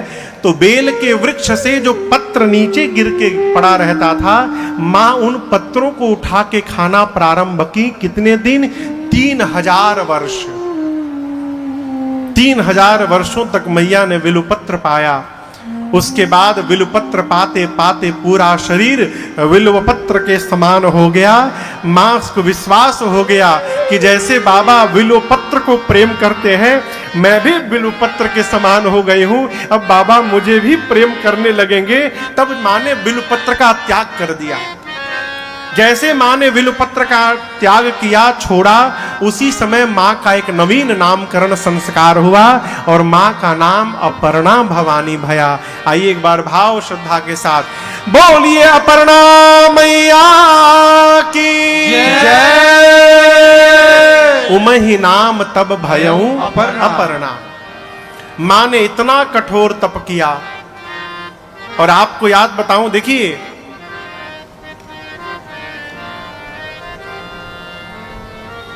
श्रेष्ठ को कभी घड़ी नहीं दिखानी चाहिए। बतिया बुझाता? बात समझ में आ रही है? कभी भी श्रेष्ठ से नहीं कहना चाहिए कि आप इतना लेट हो गए, आज आप बहुत लेट हो गए आप। एक आपको कथा सुनाऊं। नारद जी महाराज एक बार भगवान के धाम जा रहे थे। रास्ते में एक नीम के पेड़ के नीचे एक महात्मा मिले। नारद जी ने महात्मा जी से कहा कि जा रहा हूं भगवान के पास, कुछ पूछना है। महात्मा जी ने कहा हम उन्हीं के दर्शन के लिए बैठे हैं, आप यही पूछिएगा कि हमको दर्शन कब देंगे। नारद जी गए भगवान के पास, अपनी बात कहे प्रभु एक महात्मा जी आपके दर्शन के लिए बैठे हैं, आप कब दर्शन देंगे। भगवान मुस्कुराए, बोले उस नीम के वृक्ष में जितने पत्ते लगे हैं उतने वर्ष बाद। नारद जी बोले उसमें तो करोड़ों पत्ते होंगे। इतना बड़ा विनोद एक भगत के साथ। नारद जी को बात बहुत बुरी लगी। लौट कर आए तो रास्ते में महात्मा जी मिले। कहे नारद जी मेरी बात रखी आपने। नारद जी बोले उत्तर मत सुनिए, आपको बहुत कष्ट होगा। बोले कहिए ना, क्या कहा प्रभु ने। नारद जी बोले भगवान ने कहा है इस नीम के वृक्ष में जितने पत्ते लगे हैं उतने वर्ष बाद दर्शन मिलेगा। महात्मा जी सुने तो नाचने लगे। है नाचने लगे हो। नारद जी बोले पागल हो गए आप, आपको रोना चाहिए, आप नाच रहे हैं। बोले नारद जी ये नाचने का ही विषय है। अब तक तो मुझे ये भी पता नहीं था कि मुझे दर्शन मिलेगा भी कि नहीं मिलेगा। अब ये तो तय हो गया कि मिलेगा ही मिलेगा, भले इतने वर्ष बाद मिले। ना से हाथ हुआ मिलेगा, यही पर्याप्त है मेरे लिए। आप अपनी यात्रा में लगे रहिए। भगवान को याद करना, उनकी प्रतीक्षा करना हमारा काम है, भगवान का आना उनका काम है। इस जन्म में नहीं आए तो क्या हुआ, अगले जन्म में आएंगे, लेकिन आप प्रतीक्षा करना मत बंद करिए। अरे दर्शन दी है हो भिलनियों के राम। शबरी मैया को देखिए ना आप, अरे शबरी संवारे रास्ता, आएंगे राम जी। शबरी सवारे रास्ता, आएंगे राम जी। शबरी संवारे रास्ता, आएंगे राम जी। शबरी सवारे रास्ता, आएंगे राम जी। और आकर मेरा भी धन्य जीवन, मेरा भी धन्य जीवन बनाएंगे राम जी। मेरा भी धन्य जीवन बनाएंगे राम जी। माँ सबरी सवारे रास्ता, आएंगे राम जी।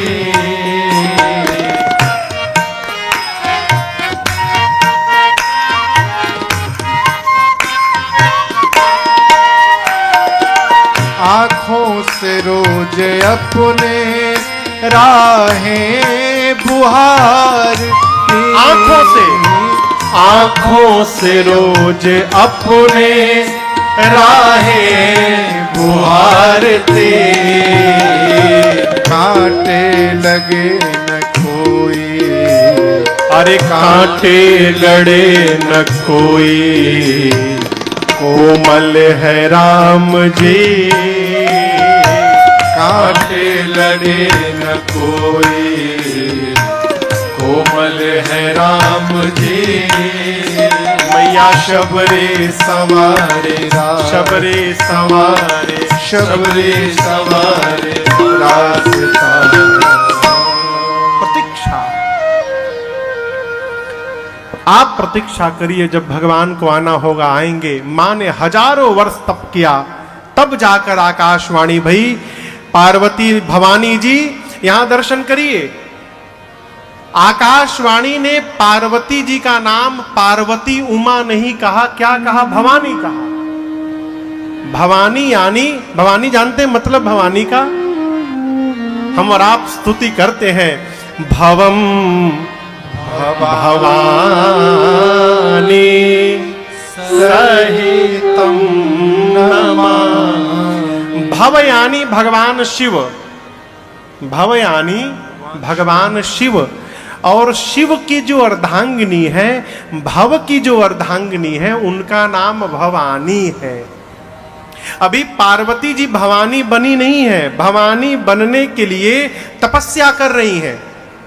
आकाशवाणी ने आशीर्वाद दिया, कहा हे पार्वती जी नहीं, क्या कहा, अस्ताप का हो, आपके जैसी तपस्या आज तक न की भवानी। आकाशवाणी ने कहा कि हे भवानी जी, जैसी तपस्या आपने की आज तक किसी ने नहीं की।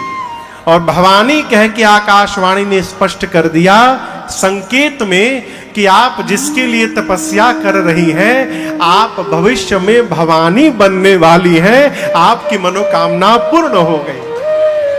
भवम भवानी है? पिताजी बुलाने आए तो घर जाइएगा। सप्तऋषि आपको मिले तो आप हमारे वचनों को सत्य समझिएगा। मां प्रसन्न भई। इधर मां सती के शरीर के शांत होने के बाद शंकर भगवान को वैराग्य आ गया। वैराग्य आने के बाद भगवान शिव कैलाश से निकल पड़े, घूमने लगे। कहीं भगत मिलते तो उनको कथा सुनाने लगते, कहीं कथा होती तो वहां बैठ के कथा सुनने लगते। और आपको सुनाऊं, इसी क्रम में भगवान शंकर जब नीलगिरी पर्वत पर गए वैराग्य की स्थिति में, मां सती के वियोग के बाद, तो नीलगिरी पर्वत पर जाकर देखे कि काकभुशुंडी जी महाराज कौआ बन के व्यासपीठ पर बैठे हैं और सरोवर में, भुसुंडी सरोवर में नाना प्रकार के पक्षी बैठे हैं। काकभुशुंडी जी कथा सुना रहे थे। आपको सुनकर आश्चर्य लगेगा, पिछले 27 कल्पों से, कितने कल्प से? 27 कल्प से काकभुशुंडी जी महाराज कौआ बन के नीलगिरी पर्वत पर बैठे हैं और वहां नाना प्रकार के पक्षियों का झुंड रहता है भुसुंडी सरोवर में। और काकभुशुंडी जी पक्षियों की भाषा में उन पक्षियों को राम जी की कथा सुनाते हैं। आज भी कथा चल रही है वहां निरंतर। अब भगत को भगवान की कथा मिल जाए तो क्या चाहिए हो। शंकर जी देखे कथा हो रही है तो वहां शिव जी मराल यानी हंस का रूप धारण किए और वो भी श्रोताओं की श्रेणी में आकर बैठ गए, बैठ के लगे कथा सुनने। आप इतने लोग बैठे हैं, यहां कौन किस रूप में बैठा है आप नहीं कह सकते। एक जगह मैं कथा गा रहा था तो वहां रोज एक तितली आती थी, याद है? कहां? श्याम गार्डन कलकत्ता। जैसे मंगलाचरण भैया हम शुरू करें कथा के पहले, तितली आती थी, परिक्रमा लगाती थी व्यासपीठ की, गोल गोल घूमती थी और जाके राम जी के फोटो के ऊपर बैठ जाती थी। 3 घंटे बैठे रहते थे, नित्य का नियम उसका। किस वेश में कौन आ रहा है आप नहीं जान सकते। इस भीड़ में भी मेरे श्री हनुमान जी महाराज कहीं आकर बैठे होंगे, किसी भी रूप में बैठे होंगे। इसको आप सत्य मानिएगा। इस भीड़ में, इस सब्जी मंडी में हनुमान जी बैठे हैं। यही तो बात हुई। राम जी जब यहां से जाने लगे तो पूरे परिकर समाज प्रजा सबको लेकर गए। हनुमान जी से बोले, हनुमान ना चली हो, आप नहीं चलेंगे? बोले कहां प्रभु? राम जी बोले साकेत चलने का समय आ गया। हनुमान जी बोले प्रभु वहां क्या क्या मिलेगा? राम जी बोले अरे सब कुछ मिलेगा, मैं मिलूंगा, आपकी मैया सीता जी मिलेंगी, सब लोग मिलेंगे। हनुमान जी बोले प्रभु आपकी कथा भी मिलेगी वहां? राम जी बोले वहां मैं मिलूंगा, मेरी कथा तो नहीं मिलेगी। हनुमान जी बोले प्रभु मैं आपके बिना जी सकता हूं, आपकी कथा के बिना मैं नहीं जी सकता हूं, इसलिए आप जाइए साकेत, मैं तो यहीं रहूंगा। हनुमान जी यहीं रह गए और धरती पर जहां भी कथा होती है भगवान की, वहां श्री हनुमान जी महाराज वेश बदल के किसी न किसी रूप में अवश्य आते हैं कथा श्रवण करने। अब यहां भी आप दर्शन करिए, आपके दृष्टि में ये फोटो लगे होंगे, लेकिन ये साक्षात मेरे ठाकुर जी हैं। ये जो हनुमान जी इधर बैठे हैं, ये हनुमान जी 2016 से हम इनके साथ में हैं। ये दिल्ली में कनाड पैलेस में एक प्रसिद्ध हनुमान मंदिर है, वहां के हनुमान जी हैं। और 2016 के पहले जो हनुमान जी कथा सुनते थे वो भी दरबार में निवास में बैठे हैं, वो वहां बैठे रहते हैं। अब वो नहीं आते, कभी कभी ये लोग अदल बदल करके चले आते हैं। ये हनुमान जी भी कैसे आगे भगवान मालिक हैं। हमको जाना था कहीं और, गाड़ी न जाने कैसे मंदिर के पास पहुंच गई हमारी। जो बच्चा चला रहा था, बोले तो मंदिर आगे, बोले नहीं महाराज जी मंदिर का रास्ता नहीं है। बोले सामने मोड़ पे मंदिर है, ले चलो। वहां सुबह सुबह गया, दर्शन किया, महंत जी को प्रणाम करने के लिए घर में चला गया। उनके पिताजी मिले, मिष्ठान भया और निकलते समय सरकार को लाकर बोले महाराज जी ये हनुमान जी को लेकर जाइए, इनको अब आपसे राम कथा सुननी है। 16 से हनुमान जी कथा सुन रहे हैं बैठ के यहाँ पर। उसी प्रकार ये राघव सरकार, ये शिव परिवार है। आप कथा सुन रहे हैं कि नहीं सुन रहे हैं ये आप जानिए, लेकिन मुझे पूर्ण विश्वास है कि जब हम कथा गाते हैं तो मेरे सरकार बैठकर यहाँ बड़े भाव से कथा श्रवण करते हैं, इसलिए मैं इनको कथा सुनाता हूँ। यदि इनके साथ आप भी सुनने लगे तो ये आपका सौभाग्य और आपका जन्म धन्य हुआ।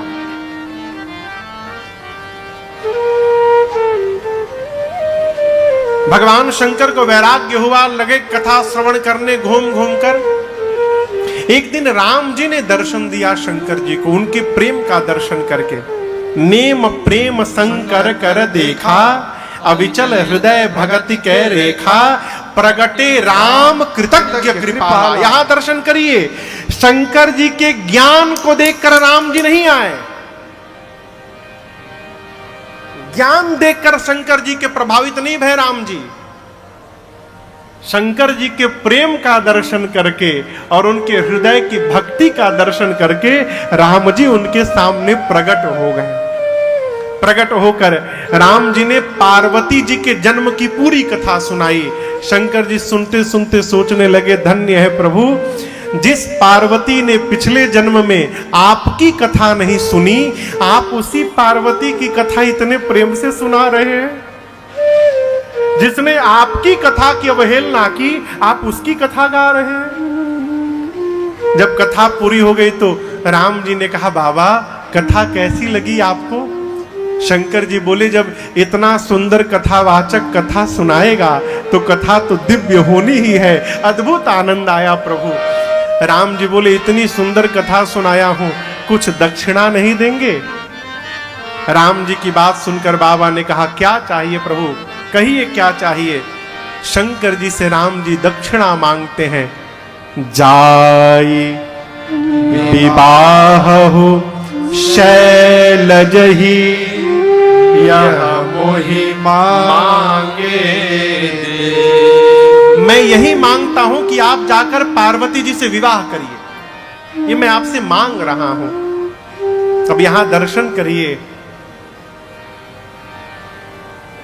यहां एक सिद्धांत राम जी समझाना चाहते हैं कि संसार में जो सभी आशाओं का त्याग करके, इसको ठीक से समझिएगा, सती जी ने केवल और केवल राम जी से मरते समय वरदान मांगा।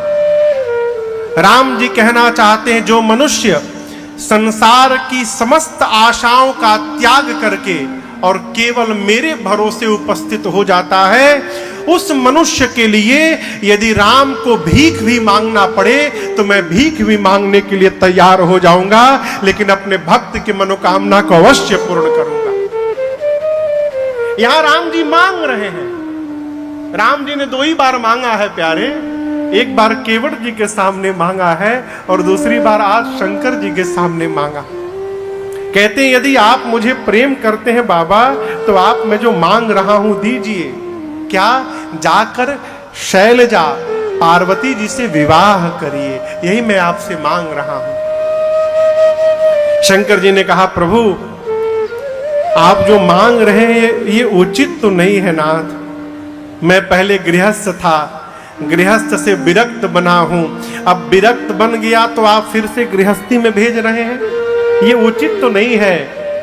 लेकिन आप वो सत्ता है नाथ जिसकी हर आज्ञा का पालन करना मेरा सौभाग्य है, इसलिए आप जो कह रहे हैं वो मुझे स्वीकार है। आज्ञा सिर पर नाथ तुम्हारे। यहां शंकर भगवान ने सूत्र दिया, माता पिता स्वामी और सद्गुरु के आज्ञा पर विचार नहीं करना चाहिए, बिना विचार किए पालन करना चाहिए।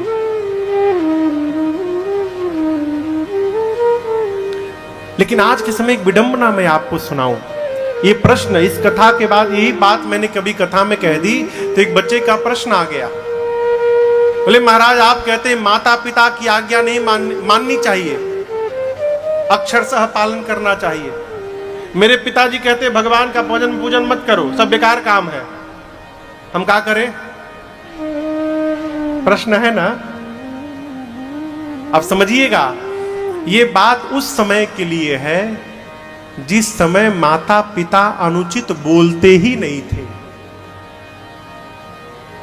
अब यहां पर विवेकी मनुष्य को धर्म को केंद्र में रखना चाहिए। धर्म क्या कहता है हमको उसका पालन करना चाहिए। तजो पिता प्रहलाद विभीषण बंधु भरत महतारी। धर्म के लिए प्रहलाद ने पिता का त्याग कर दिया, धर्म के लिए विभीषण ने अपने भाई रावण का त्याग कर दिया, और धर्म के लिए भरत भैया ने अपनी मां कैकेयी का त्याग कर दिया। कथा कहती है धर्म का पालन करिए, उसके खिलाफ जो जाए उसका त्याग करिए, वो पिता ही क्यों ना हो।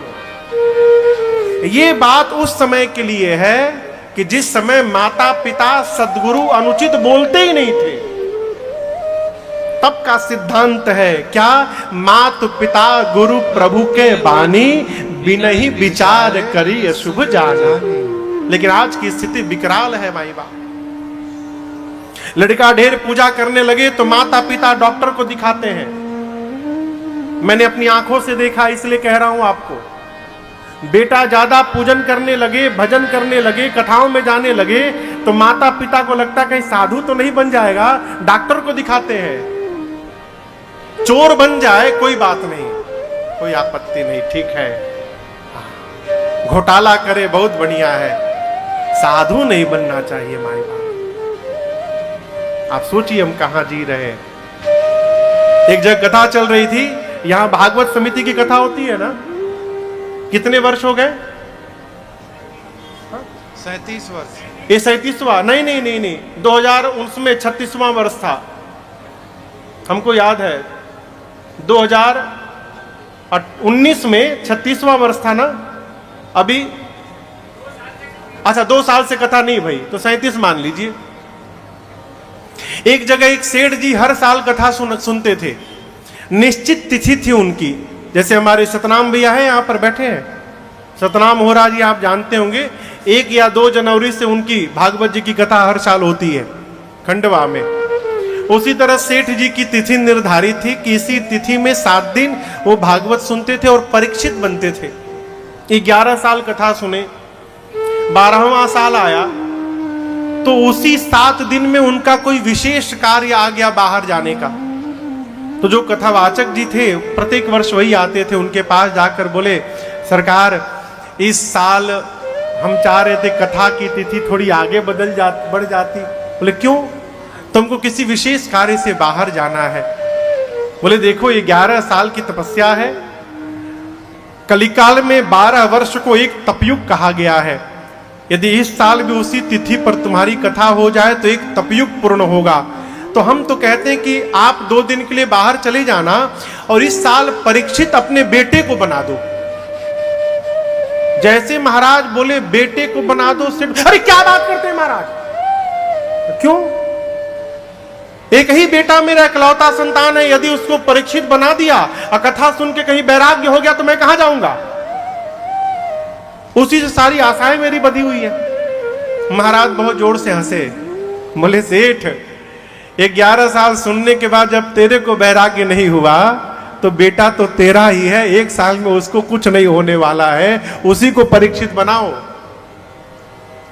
ये प्रसंग कहता है माई बाप, हम जो यात्रा कर रहे हैं, जहां जी रहे हैं, क्या उसका अनुसरण भी करते हैं?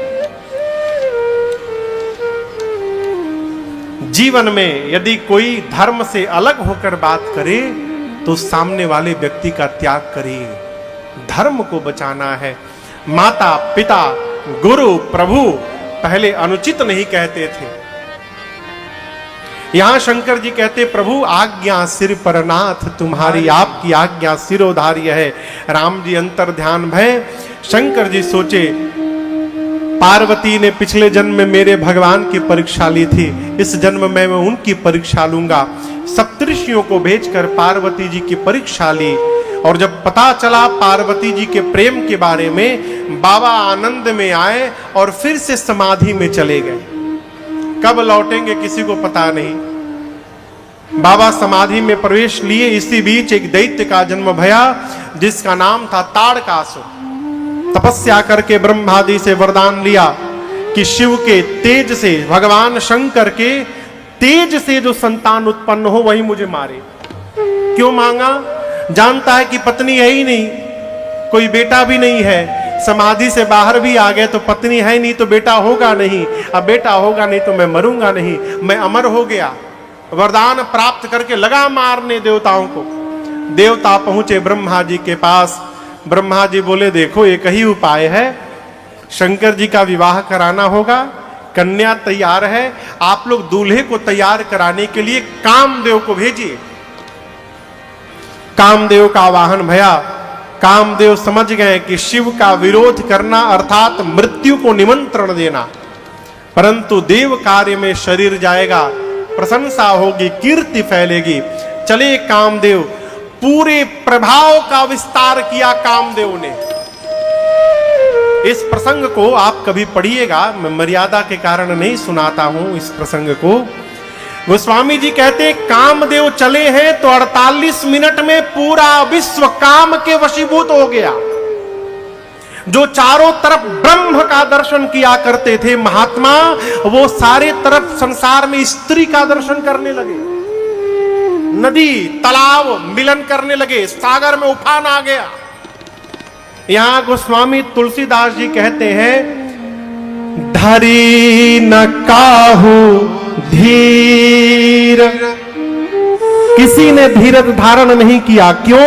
सब कर मन मन सिज हरे। मनसिज यानी कामदेव, सबके मन को कामदेव ने आकर्षित कर लिया, कोई धीरज धारण नहीं किया। अब गोस्वामी जी जैसे ये लिखे, ये लिखने के बाद गोस्वामी जी फंस गए। हम आप कुछ लिखते हैं तो गलत लिखने के बाद मिटा देते हैं, लेकिन गोस्वामी जी मानस में मिटाते नहीं हैं, जो लिख गया सो लिख गया। गोस्वामी जी लिखे कि सबके मन को कामदेव ने आकर्षित कर लिया। अरे ऐसा थोड़ी होगा, कोई तो होगा जो बचा होगा। अब मैंने लिख दिया सबकर मन, ये तो गलत लिख दिया, अब क्या लिखूं? कुछ समझ में नहीं आया तो गोस्वामी जी ने कलम रखा और पोथी जी को बंद किया। अब सवेरे देखा जाएगा। सवेरे जब हुआ और गोस्वामी जी लिखने बैठे तो पाए कि इसके आगे की लाइन पहले से लिखी हुई है, कोई लिख कर चला गया। किसने लिखा? श्री हनुमान जी महाराज ने लिखा। क्या लिखा? गोस्वामी जी लिख के फंस गए थे। धरी न काहू धीर, सब कर मन मनसिज हरे। हनुमान जी आगे लिखे जे राखे रघुबीर, ते उबरे ते ही काल महु। गोस्वामी जी लिखे कि सबके मन को कामदेव ने आकर्षित कर लिया, कोई नहीं बचा। हनुमान जी लिखे उस आकर्षण में भी जिस पर रघुनाथ जी की कृपा हो गई थी, जिसको भगवान ने बचा लिया था, उस पर कामदेव का कोई प्रभाव नहीं पड़ा, वो बच गया। 48 मिनट का समय लगा भगवान शंकर के पास पहुंचने में कामदेव को। जाकर देखे बाबा पर कोई प्रभाव नहीं है, क्रोध में आ गए। अब अपनी मृत्यु को निश्चित जानकर कामदेव एक आम के वृक्ष में चढ़ के पत्तों के पीछे छिप गए। सोचे बाण चलाकर समाधि से बाहर लाऊं। खींचे बाण, कान तक खींचकर कामदेव ने जैसे बाण को छोड़ा, भगवान शंकर का तीसरा नेत्र खुल गया। बाबा बाहर निकले, कोई नहीं दिखाई पड़ा। तब तक आम के पत्तों के पीछे छिपे कामदेव पर दृष्टि गई। बाबा का नेत्र खुला और उसी समय तापसीवती सर नयन उभारा, चितवत काम भयउ जरि छारा। चितवत काम भयउ जरि छारा, चितवत काम भयउ जरि छारा। ऐ बाबा का तीसरा नेत्र खुला, कामदेव उसी क्षण जलकर भस्म हो गया। अब यहां एक समझिएगा, कामदेव का प्रभाव शंकर जी पर क्यों नहीं पड़ा, है ना? देखिए, राम जी और काम में बड़ी समानता है। दोनों का रंग तो पहला सांवला रंग, दोनों की सुंदरता अद्भुत, अप्रतिम सुंदरता, दोनों अद्भुत सौंदर्य के मालिक हैं। दोनों धनुष बाणधारी हैं। अब राम और काम एक साथ आ जाएं तो पहचान में कैसे आएगा कि कौन राम जी है कौन काम है? तो राम और काम की कसौटी का नाम है भगवान शिव का तीसरा नेत्र। ये कसौटी है, सोने को काले पत्थर पे रख के घसीट कर घिस कर और पता लगाया जाता है कि असली है कि नकली, ठीक ना? उसी प्रकार शिव का तीसरा नेत्र काम और राम की कसौटी है। कैसे महाराज? तीसरे नेत्र के खुलने के बाद जो जल के भस्म हो जाए वो काम है, और तीसरे नेत्र के खुलने के बाद जिसमें चमक बढ़ जाए वही मेरे प्रभु श्री राम है। अब आप कहोगे महाराज राम जी पर कब तीसरा नेत्र खोला? है ना? शंकर जी के 5 मुख हैं, पंचानन।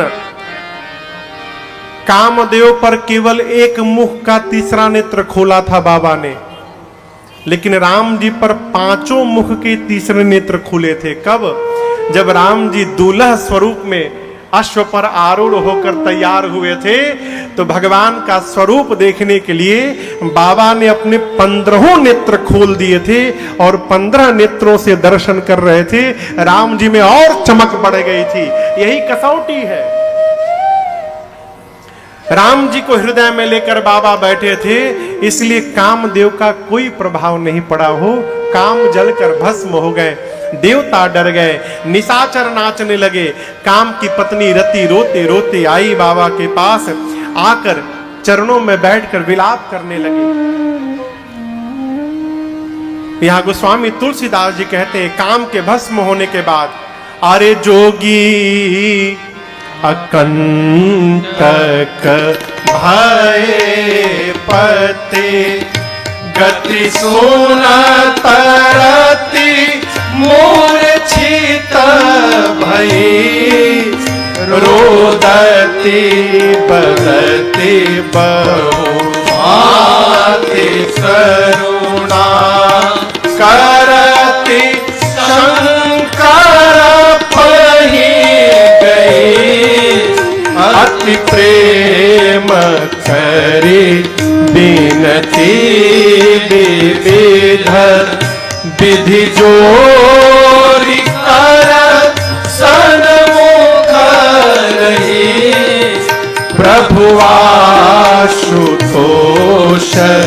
कृपाल शिव अबला निरखी बोले सही। वो जितनी शीघ्रता से नाराज होगा तुरंत मान भी जाएगा वो। बाबा प्रसन्न हो गए, कहिए क्यों आए हैं? देवताओं ने ब्रह्मा जी से कहा आप कहिए प्रभु, हम आपको लेकर आए हैं, आप अगुआ हैं। ब्रह्मा जी ने कहा नाथ, सकल सुरन के हृदय अस शंकर परम निज नयननि देखा चही नाथ तुम्हार विवाह। यहां दर्शन करिए, झोल झाल केवल आजकल नहीं है, उस समय भी था। आप कहोगे महाराज ये क्या कह रहे हैं? ये ब्रह्मा जी सरासर झूठ बोल रहे हैं। कह रहे प्रभु, ये सारे देवता आपका विवाह दर्शन करने के लिए उतावल है। झूठ।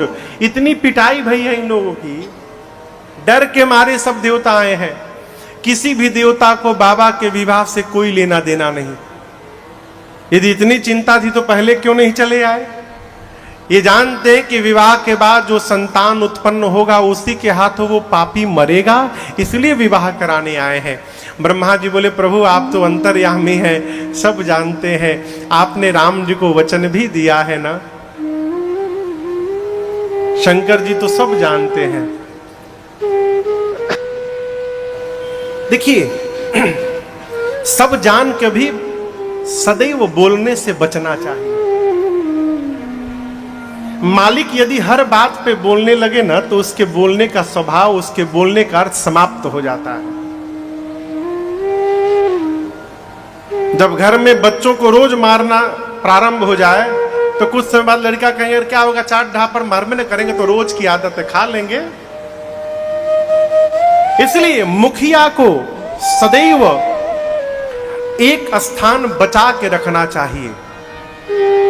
हर बात में मुखिया को सामने नहीं जाना चाहिए। यदि आप अधिकार नीचे छोड़ के रखे हैं, नीचे वाले से यदि बात बिगड़ भी जाए तो संभालने के लिए आप हैं, आप संभाल लेंगे। लेकिन जब आपसे ही बात बिगड़ जाएगी तो फिर उसको कौन संभालेगा।